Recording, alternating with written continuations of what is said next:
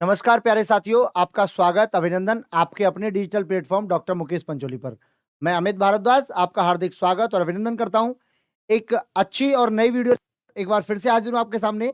जैसा कि आप सभी जानते हैं कि रीट की मुख्य परीक्षा में ये टॉपिक बहुत ज़्यादा मुख्य और इम्पोर्टेंट है कि अभाज्य संख्या एवं अभाज्य गुणनखंड। तो देखिए, अभाज्य संख्या के बारे में, ऐसी संख्या जो एक और स्वयं से पूर्णतः विभाजित हो जाती है, अर्थात जिन संख्याओं के केवल दो गुणनखंड किए जा सकें, क्या कहलाती हैं? आपकी अभाज्य संख्याएं कहलाती हैं। क्या कहलाती हैं? अभाज्य संख्याएं।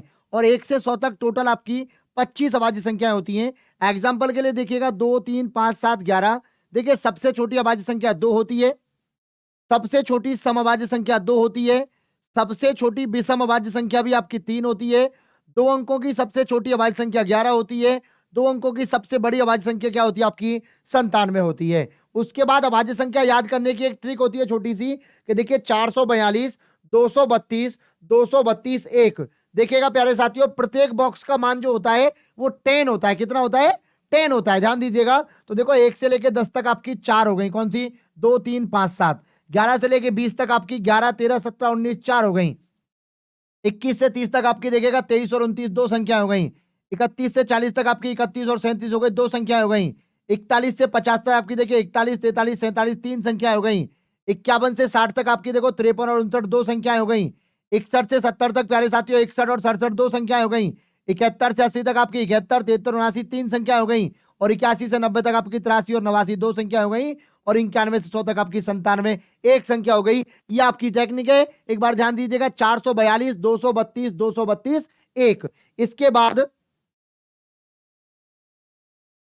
इसके बाद अगर ध्यान दें तो अगला देखिए क्या कह रहा है आपसे, कि 1 से 25 तक अभाज्य संख्या होती है आपकी 9, 1 से 50 तक अभाज्य संख्या होती है आपकी 15, 1 से 75 तक अभाज्य संख्या होती है आपकी 21, 1 से 100 तक होगी आपकी 25, और 1 से 125 तक प्यारे साथियों 30 होती हैं। 1 से 150 तक आपकी 35 होती हैं। 1 से 175 तक आपकी 40 होती हैं। और 1 से 200 तक आपकी 46 होती हैं। ये अभाज्य संख्याओं की बात थी। अब हम बात करें कि अभाज्य संख्याओं के बारे में, अगर बात करें तो उनके गुणनखंडों की, तो देखिए अगली स्लाइड पर, अगर अभाज्य गुणनखंड की बात होती है प्यारे साथियों, तो दी गई संख्या के गुणनखंड करते हैं और कुल गुणनखंडों की संख्या को क्या करते हैं? घात से गुणा कर देते हैं। क्या कर देते हैं? घात से गुणा कर देते हैं। क्या कर देते हैं साथियों?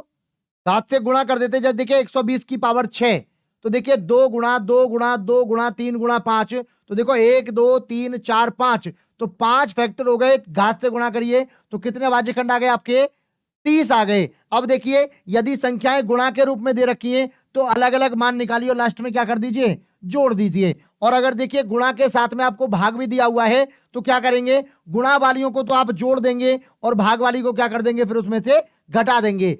अगर मेरे प्यारे साथियों ये छोटी सी वीडियो आपको अच्छी लगी है तो वीडियो को लाइक करिए, शेयर करिए और अपने सभी साथियों तक भेजिएगा आगे। Thank you so much. Radhe Radhe. जय हिंद साथियों।